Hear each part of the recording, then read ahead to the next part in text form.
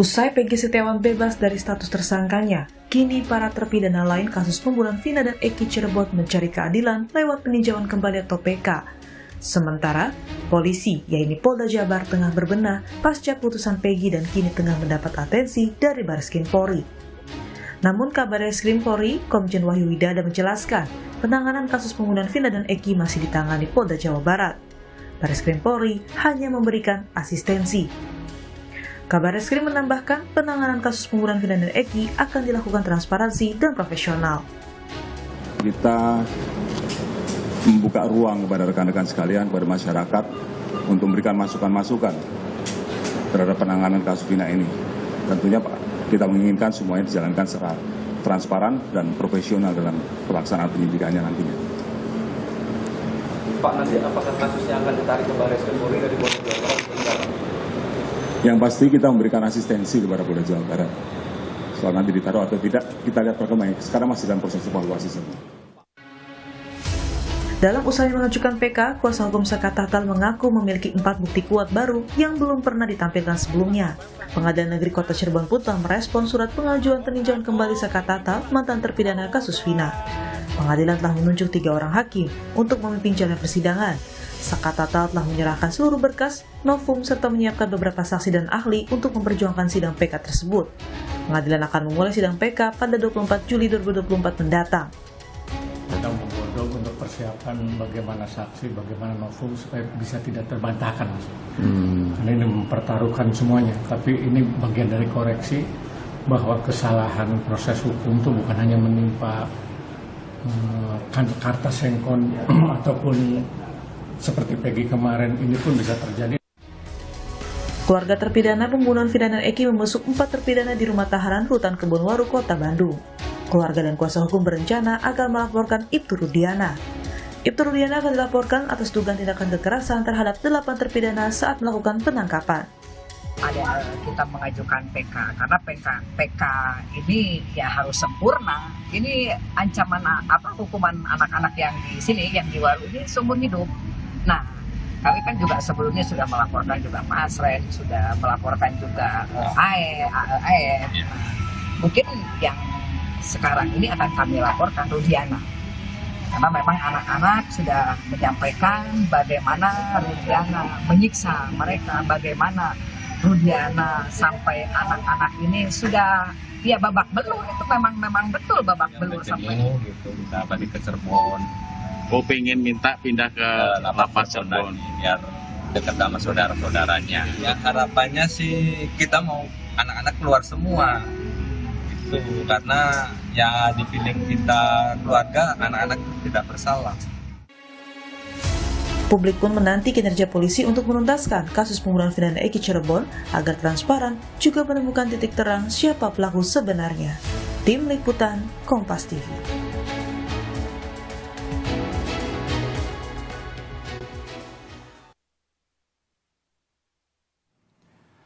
Saudara, Bareskrim Polri memberi atensi khusus pada Polda Jawa Barat agar kasus pembunuhan Vina dan Eki dapat tuntas sesuai profesional dan juga transparan.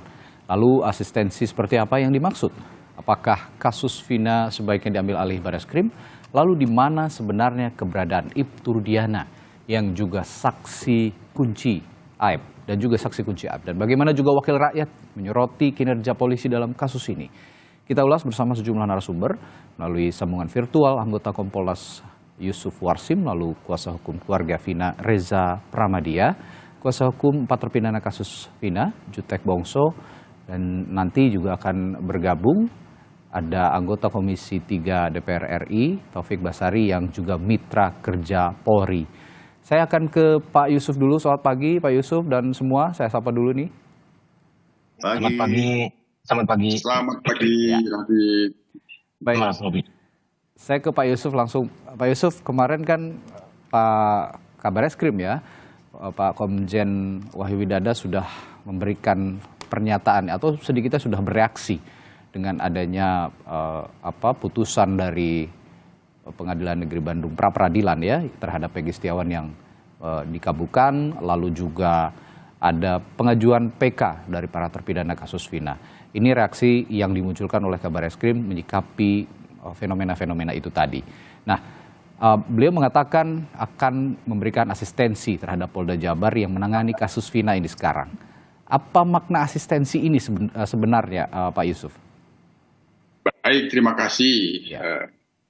Tentu kita menyambut baik apa yang disampaikan ke publik oleh Pak Kabarisskrim, yang intinya sih pertama apa yang kami sarankan pasca putusan pra peradilan permohonan Peggy Setiawan itu dengan membatalkan tersangka dan menghentikan penyidikan, kami bersaran awal untuk dilakukan analisa dan evaluasi, dan itu sangat jelas disampaikan oleh Pak Kabarisskrim.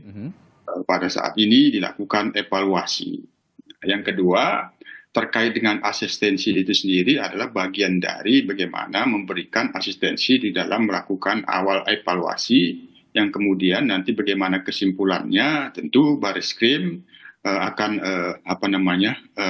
memberikan satu hal yang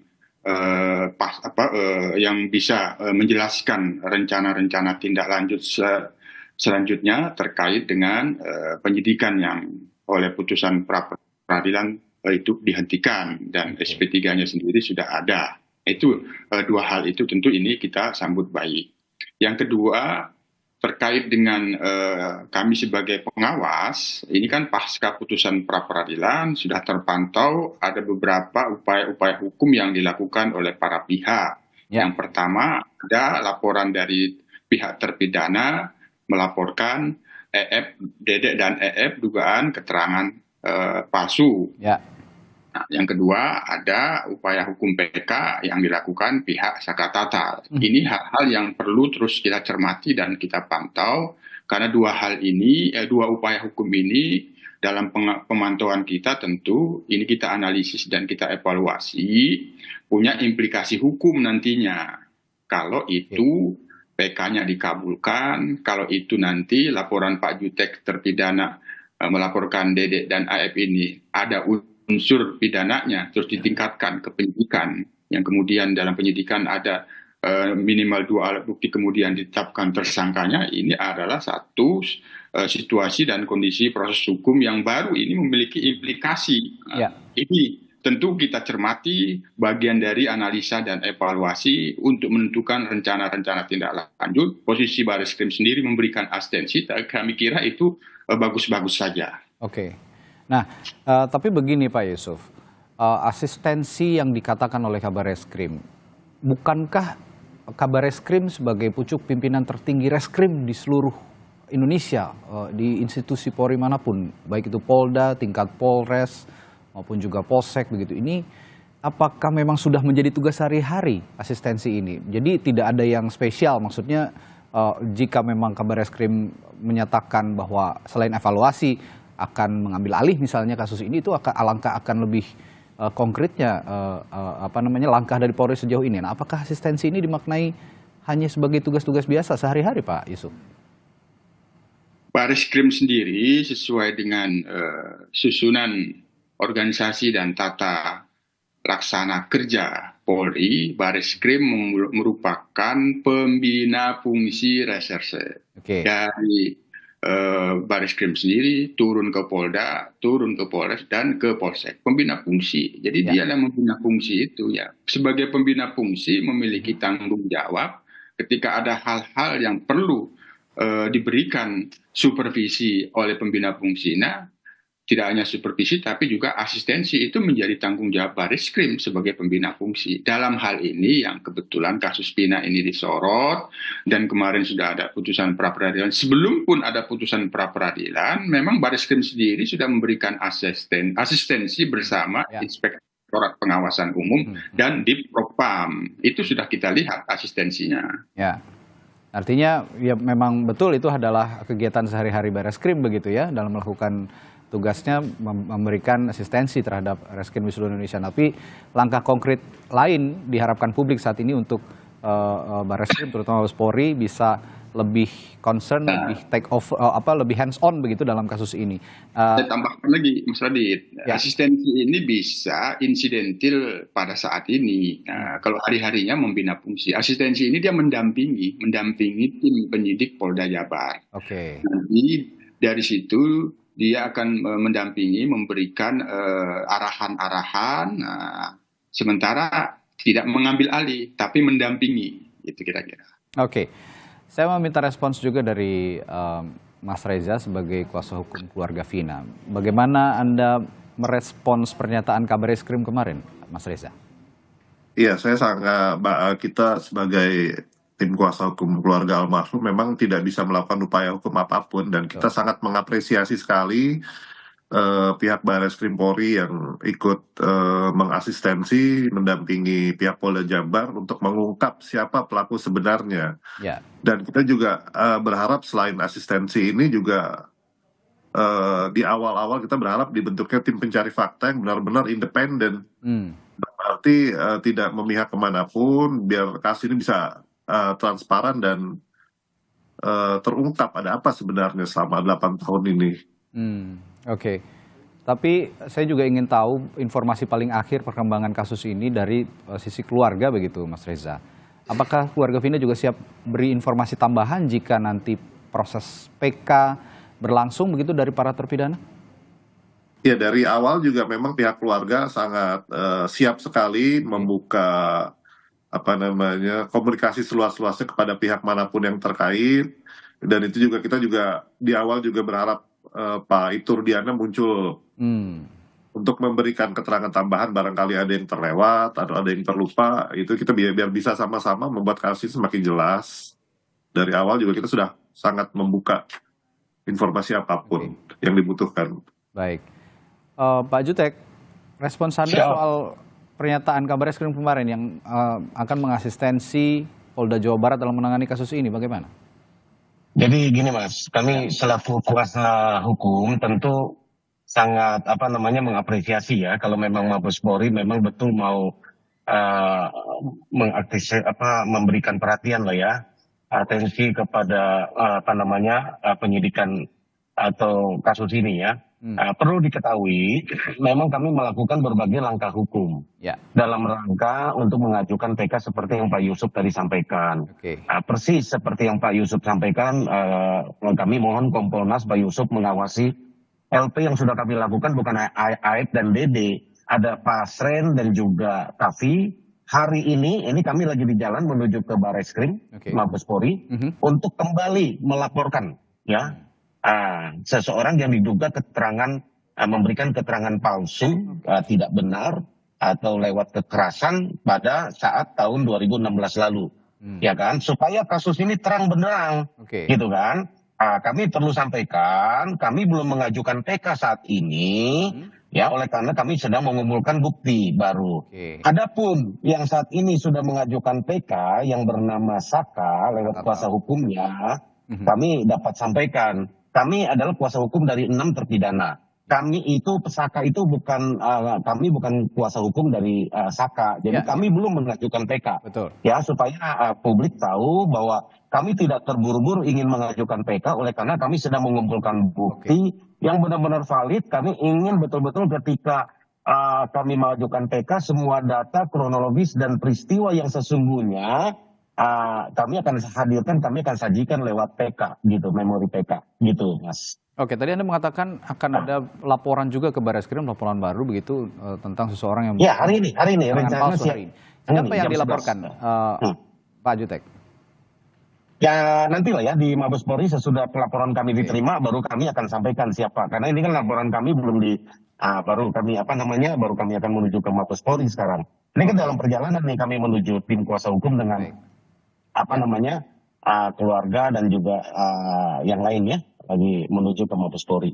Oke, baik. Pagi hari ini juga saya sudah kehadiran mitra kerja dari Polri, dari Komisi 3 DPR RI, Bung Taufik Basari. Selamat pagi. Selamat pagi. Sehat ya? Alhamdulillah. Ya, ini pagi. Bung Tobas, kemarin Komjen Wahyu Widada Kabareskrim mengatakan akan memberikan asistensi begitu kepada kasus ini, terutama untuk Polda Jabar yang saat ini menangani kasus Vina. Apa yang Anda maknai dari langkah Bareskrim yang menyatakan akan memberikan asistensi ini? Jadi kasus ini memang sejak awal bermasalah. Karena itu ketika kita ingin melakukan penelusuran lebih lanjut terhadap kasus ini tidak boleh berangkat dari yang sudah bermasalah.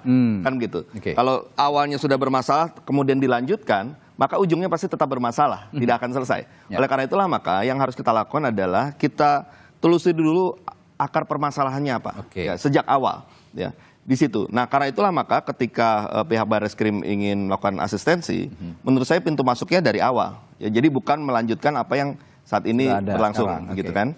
Nah, kemudian kalau tadi dikatakan bahwa hari ini katanya akan ada laporan kepada Bareskrim, menurut saya itu adalah angka yang baik, karena itu bisa menjadi pintu masuk bagi Bareskrim ya untuk melakukan langkah-langkah penyelidikan atau apapun ya yang bisa dilanjutkan dari proses laporan yang baru ini.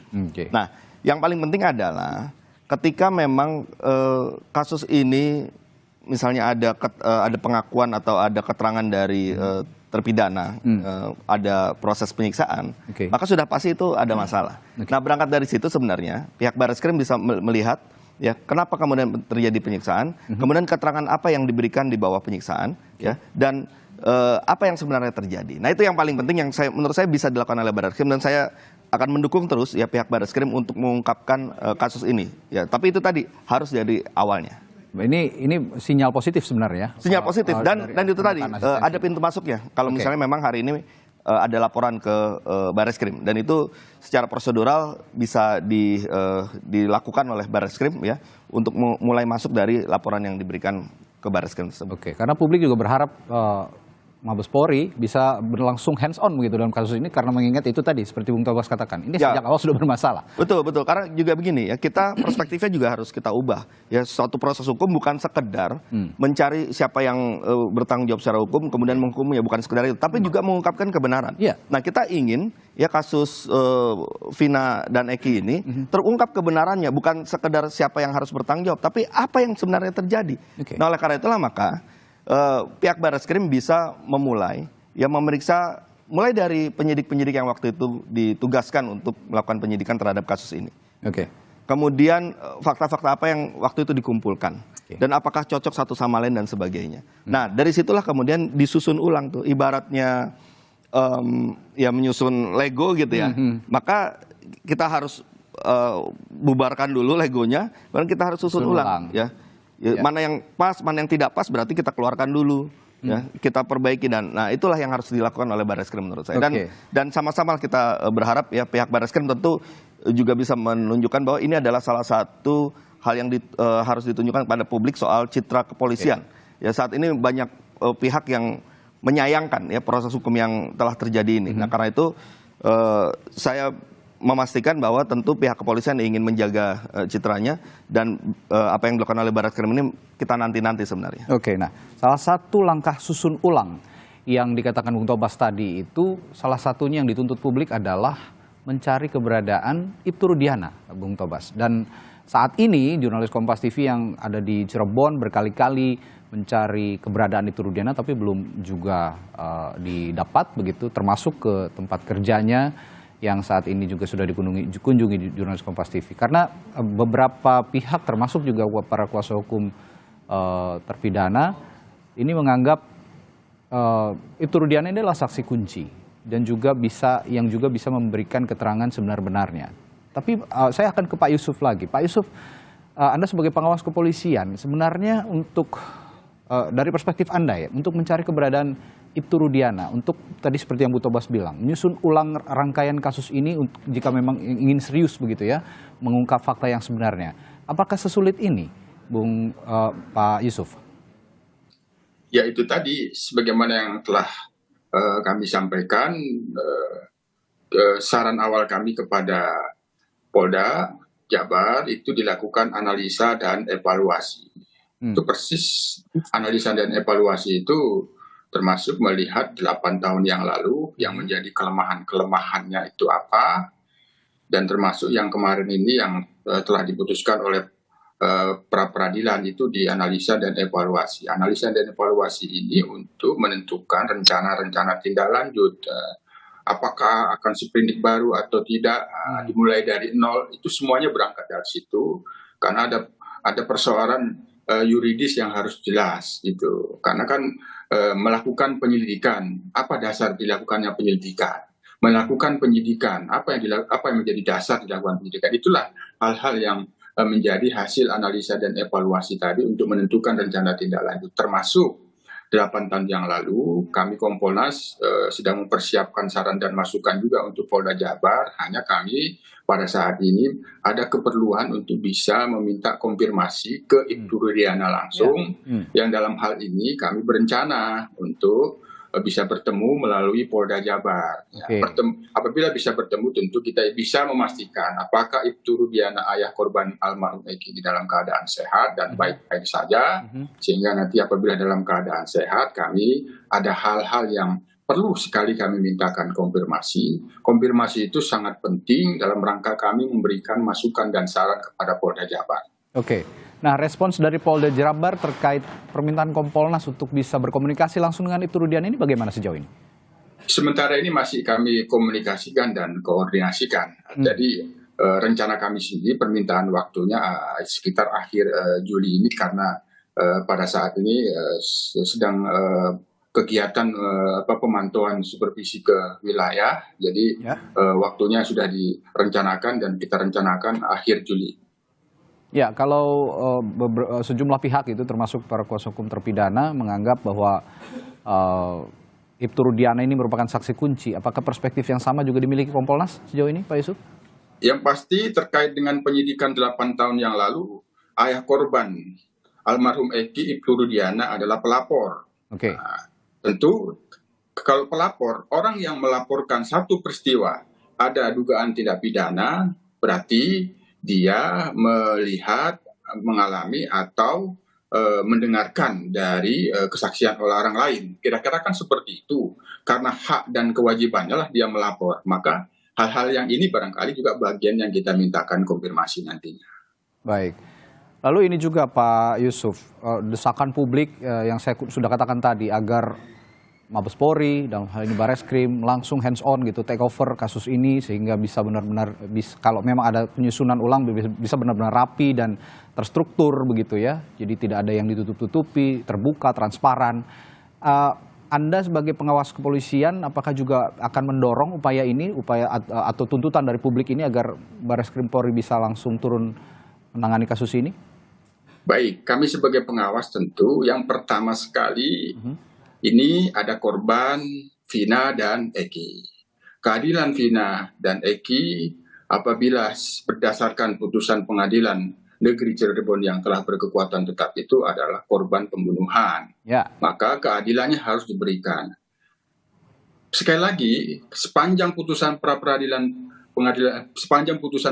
negeri Cirebon ini berkekuatan tetap belum dikoreksi oleh upaya hukum, termasuk pada saat ini ada upaya PK, ya sementara itu yang dipedomani gitu. Hanya kemarin ada putusan pra peradilan terkait dengan Peggy yang itu adalah sebenarnya kan landasannya adalah putusan pengadilan negeri Cirebon. Tapi kan putusan pra peradilan itu di dalam pertimbangannya sebagaimana yang saya sebutkan tadi, Yang Mulia Hakim Eman itu menyatakan tidak sah penetapan DPO dari tahun 2016 sampai 2024.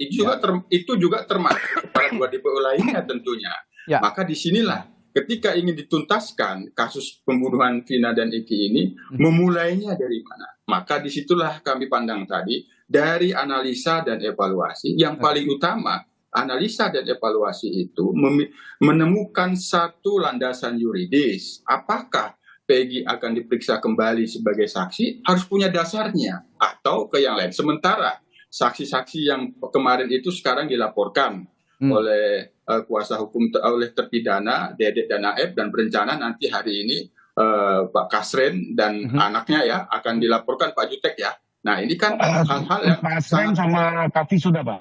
Kavi sudah. Nah ini kan sebuah proses hukum yang ini punya implikasi terhadap rencana-rencana dan tindak lanjut yang akan dilakukan oleh penyidik. Nah ini yang penting agar apa yang dilakukan oleh penyidik nanti tidak menimbulkan persoalan yang itu bagian dari yang sedang laporkan dan nanti diproses penyelidikan. Apabila ada unsur pidananya ditingkatkan ke penyidikan untuk menentukan siapa pelakunya, itu jangan sampai mengalami benturan hukum pada prosesnya. Itu yang kita hindari. Oke, dan saya tahu hari ini Anda juga akan bertemu dengan sejumlah petinggi Polri, begitu ya Pak Yusuf, untuk ada agenda gitu ya. Sekalian juga ini kami juga menitipkan pesan dari publik agar kasus ini bisa juga ditangani dengan serius, dengan transparan begitu untuk mengungkap fakta yang sebenarnya dari kasus pembunuhan Vina. Ya. Jadi saya pamit dulu karena kita ada rapat dengan pimpinan Polri hari ini. Jadi saya undur diri dulu, Mas Radit, Pak Reza, Pak Tek, Pak Sotik. Terima kasih Pak Yusuf, sukses terus. Terima kasih Pak Yusuf sudah bergabung bersama kami pagi hari ini untuk memberikan perspektifnya.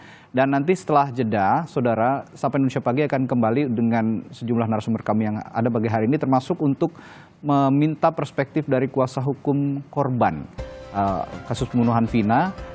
Bagaimana posisi Ibtu Rudiana yang juga sebenarnya ini dalam posisi perspektif korban juga karena melibatkan anaknya yang sudah meninggal bersama almarhumah Vina. Kami segera kembali sesaat lagi. Tetaplah bersama di Sapa Indonesia Pagi.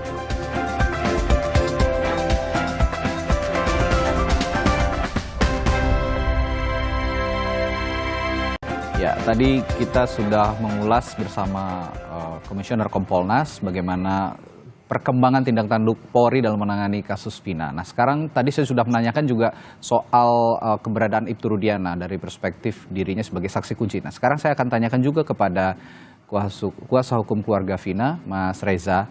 Mas Reza, dalam perspektif sama-sama korban begitu ya, Ibtu Rudiana sebagai ayah korban dan Anda juga sebagai kuasa hukum korban almarhumah Vina begitu. Bagaimana Anda melihat posisi Ibtu Rudiana saat ini? Kalau kemarin kuasa hukum terpidana kasus Vina ini kan mengatakan Ibtu Rudiana ini saksi kunci. Begitupun juga kuasa hukum Peggy Setiawan yang sempat menyinggung soal peran Ibtu Rudiana yang sebagai saksi kunci. Kalau dari kacamata Anda bagaimana, Mas Reza? Iya, memang dari awal terjadinya kasus ini memang semua permasalahan hukum kan dihandle oleh Pak Rudiana pada saat itu. Jadi memang dari pihak keluarga almarhum menyerahkan karena pada saat itu tidak menggunakan kuasa hukum dan memang kurang mengerti hukum, jadi menyerahkan semua permasalahan ini kepada Pak Rudiana karena sebagai sesama keluarga korban. Jadi memang kalau kita lihat beliau pasti banyak tahu apa yang sebenarnya terjadi di kasus ini. Jadi karena pada saat itu kita hanya menerima keluarga korban hanya menerima laporan apa yang akan dilakukan, jadi hanya seperti itu sih, Mas. Nah, dengan belum munculnya Ibtu Rudiana ke hadapan publik dan Polri juga belum, dalam hal ini Polda Jawa Barat ya, belum juga sepenuhnya sepertinya memberikan, kalau Kabar Reskrim mengasistensi Polda Jawa Barat, nah ini Polda Jawa Barat mengasistensi Ibtu Rudiana hingga saat ini yang masih belum diketahui keberadaannya. Bagaimana Anda melihat ini? Iya, memang dari awal kami juga sudah berusaha untuk menemui Pak Ibtu Rudiana baik melalui telepon atau WA atau di media sosial, tapi memang tidak ada tanggapan. Nah, pada saat itu DPO yang tersangka yang bernama Peggy Setiawan yang menang pra peradilan kemarin itu ditetapkan sebagai tersangka, pihak Pak Rudiana menghubungi kami untuk meminta kami menjadi kuasa hukum dari Pak Rudiana, tetapi sempat ada komunikasi kontak ya? Iya, sempat waktu itu. Apa yang diutarakan saat itu? Ya, intinya pada saat itu meminta kami dari tim Hotman 911 untuk menjadi juga kuasa hukum dari Pak Ibtu Rudiana pada saat itu. Tapi kami sekarang lebih fokus kepada almarhum keluarga Vina, jadi akhirnya kami menolak dan setelah itu memang tidak ada hubungan lagi dan tidak ada kabar beritanya lagi dari Pak Ibtu Rudiana. Nah, Mas Reza, jika ada permintaan demikian dari Ibtu Rudiana, bukankah alangkah baiknya ini berjalan beriringan, keluarga Vina dan Ibtu Rudiana ini kan sama-sama perspektifnya korban begitu. Apa alasan Anda juga menolak akhirnya? Iya, memang dari awal kita kan meminta Pak Ibtu Rudiana untuk bersama-sama memberikan keterangan-keterangan kepada pihak polisian, tapi memang bukan untuk menjadi kuasa hukum dari Pak Ibtu Rudiana, memang dari awal seperti itu. Oke, jadi sampai ada permintaan dari Pak Ibtu Rudiana meminta kami menjadi kuasa hukum gitu. Jadi alasannya hanya semata-mata untuk fokus kepada keluarga korban dulu, keluarga Vina dulu begitu ya? Ya, betul Mas. Dari awal memang seperti itu. Oke. Ya, saya ke Pak Jutek lagi. Pak Jutek, dengan belum adanya Ibtu Rudiana yang muncul ke publik saat ini, lalu juga belum ada asistensi Polda Jawa Barat untuk berupaya menghadirkan Ibtu Rudiana, merunut kasus ini sejak awal begitu. Upaya PK yang sudah Anda jalankan saat ini juga para terpidana, apakah juga punya pengaruh dengan ketidakhadiran Ibtu Rudiana? Oke, Mas, kami tentu pertama bersimpati ya kepada keluarga korban, baik kepada keluarga Vina maupun keluarga Ibtu Rudiana yang saat kejadian adalah Ibtu. Ya tentu kami bersimpati. Tetapi dalam hal penegakan ini kami menganggap Ibtu Rudiana yang dahulu Ibtu Rudiana waktu kejadian itu sungguh sangat berperan, bahwa menurut kami awal semua peristiwa ini kan akibat penyelidikan yang dilakukan sendiri tanpa ada dokumen penyidikan yang dilakukan oleh Ibtu Rudiana, kan gitu kan. Sehingga timbullah masalah ini. Makanya kami menganggap penting kehadiran Ibtu Rudiana, ya kan, yang sekarang itu untuk keluar dan menyampaikanlah fakta sebenarnya, banyak hal ya untuk secara hukum memproses supaya Ibtu Rudiana muncul, maka kami akan melakukan langkah hukum, kan gitu kan. Langkah hukumnya bukan berarti kami tidak simpati kepada Ibtu Rudiana. Kan gitu kan. Kami justru ingin supaya beliau menyatakan, ya kan, menurut kami nih banyak yang janggal nih, mulai dari awal penyidikan, karena dia dari unit narkoba, bukan tugas utama dia mengungkap, harusnya dia polisi kan paham gitu kan. Apalagi lokus TKP-nya ini kan dari 2 Polres nih, Mas, supaya tahu, ya kan. Kejadiannya ini masuk Polres Cirebon, kan gitu. Ya, sementara Ibtu Rudiana dari Polresta Cirebon kota, kan gitu. Ya, makanya ini ada 2 TKP yang berbatasan tipis sekali. Kenapa? Ya kan tidak diserahkan. Yang menangani pertama lokasi kecelakaan yang dinyatakan kecelakaan tunggal itu adalah dari Polres Cirebon. Ya, bukan Polres kota. Ya, ini makanya banyak hal kejanggalan ya, yang antara lain menurut terpidana klien kami ya. Mereka disiksa, dipukuli, disetrum, diapakanlah oleh Ibtu Rudiana. Kami mau confirm betul nggak? Kalau itu memang betul, apalagi mereka saat itu tuntutannya hukumannya berat dan tidak didampingi kuasa hukum, ya kan? Ini kan ya itu yang Bang Otto tadi malam sampaikan. Ini sangat ironis buat kami. Jadi kami mau ungkap lah, mau bantu pihak kepolisian, ya kan, mengungkap ini seterang-terangnya. Bukan hanya kesalahan institusi kepolisian. Ini sudah inkrah, sudah diputus dikoreksi oleh jaksa, oleh pengadilan. Jadi kita nggak boleh juga fokus bahwa ini kesalahan polisi semata. Menurut saya ini apa ya? Sudah 3 kali loh dikoreksi pengadilan. Ini saya nggak setuju juga kalau hanya kepolisian yang disalahkan. Ini enggak. Betul penyidikan ini oleh kepolisian. Lalu di P21 oleh jaksa. 3 kali diuji di pengadilan. Ada apa nih sistem pengadilan kita? Ya kan? 340 Mas. 340 itu pembunuhan berencana. Ya kan, ada junto 55 turut serta. Tapi semuanya dari 8 hanya 1 yang dihukum 8 tahun, itu pun karena di bawah umur. Yang lainnya divonis hukuman seumur hidup. Berarti mereka pelaku utama semua dong, aktor intelektual. Ya kan, mana kan harusnya kan siapa yang berbuat apa dia mendapatkan hukuman sesuai dengan apa. Ada yang cuma menempeleng, ada yang cuma memukul, masa hukumannya sama dengan yang menusuk kalau memang betul itu kejadian. Ya kan?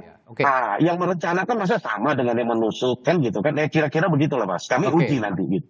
Ya, ini menarik sekali ungkapan Anda tadi Pak Jutek bahwa ya betul polisi melakukan penyelidikan begitu ya. Dan ada unsur kelalaian mungkin dinilai oleh Anda tadi, tapi juga ada sisi dispute juga di kejaksaan ketika kasus ini dibiarkan mengalir begitu saja sampai sudah ingkrah begitu. Nah, ini menarik juga akan saya tanyakan ke Bung Tobas sebagai mitra kerja juga dari kejaksaan. Tapi saya belum bertanya ke situ. Saya ingin tanya juga soal posisi Ibtu Rudiana nih, Bung Tobas, yang sampai saat ini belum ada. Menurut Anda dari Komisi Hukum DPR RI, apakah memang betul posisi Ibtu Rudiana ini juga menjadi kunci dalam kasus ini, dan bagaimana seharusnya Polda Jawa Barat menindak ataupun mengupayakan kehadiran Ibtu Rudiana saat ini di tengah-tengah kasus ini bergulir?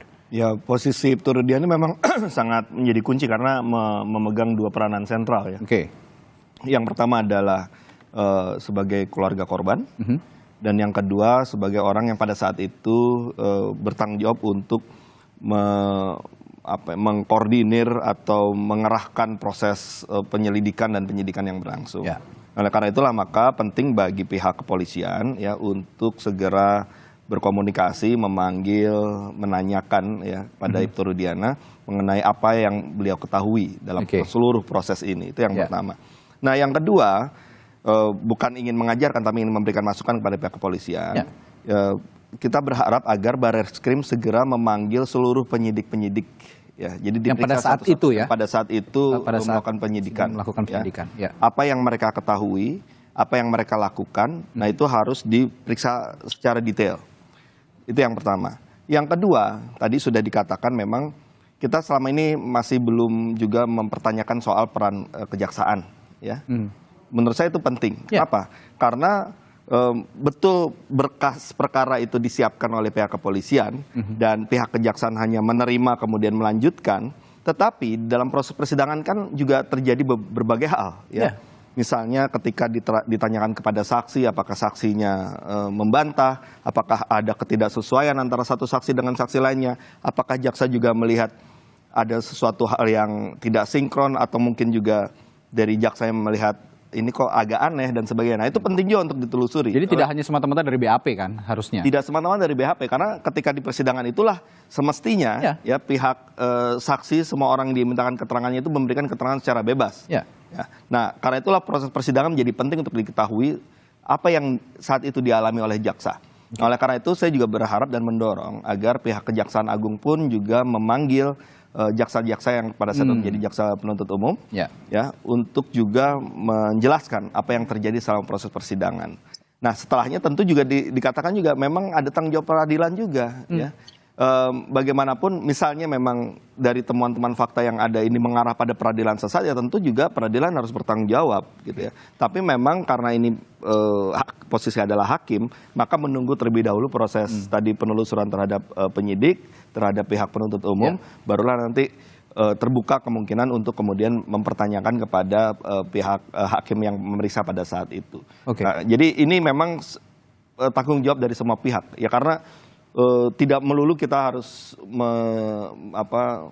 menyudutkan atau menyalahkan pihak kepolisian, tapi juga kan ada rentetan selanjutnya dari suatu proses hukum sampai bahkan ke pengadilan. Tadi suatu proses yang ada banding, ada kasasi, itu kan suatu koreksi sebenarnya. Nah, ketika mungkin saja kemudian temuannya ada masalah dalam proses ini, kan semestinya itu sistemnya berjalan. Nah, kalau misalnya kemudian sistem koreksinya tidak berjalan, ya tentu kita harus lakukan satu pembenahan ya agar ini tidak terjadi lagi di masa mendatang. Jika memang ada temuan-temuan yang menunjukkan atau mengarah pada ini adalah kasus peradilan. Anda melihat ada kealfaan berjamaah dalam kasus ini pada proses pengadilan 2017 yang lalu? Ya, jika memang temuannya ada fakta-fakta yang keliru, ada hal-hal yang semestinya tidak dimintakan pertanggungjawaban tapi malah akhirnya ada orang yang tidak bersalah dihukum, yaitu adalah kesalahan berjamaah ya, yang harus kita evaluasi, kita harus lakukan pembenahan seluruhnya. Nah, jadi memang bukan hanya di hulunya saja, tapi seluruh prosesnya pun juga ikut bertanggung jawab. Kenapa? Karena sistem ini dibuat dia berjenjang dan saling mengkoreksi ya. Misalnya satu berkas di kepolisian, ketika sampai kejaksaan dia harus memeriksa berkas juga. Nah, itu adalah satu proses koreksi. Ketika berkasnya dibawa ke pengadilan, kemudian terjadi persidangan, ada pertanyaan kepada saksi-saksi, kepada terdakwa dan sebagainya, pemeriksaan alat bukti, itu adalah proses koreksi juga.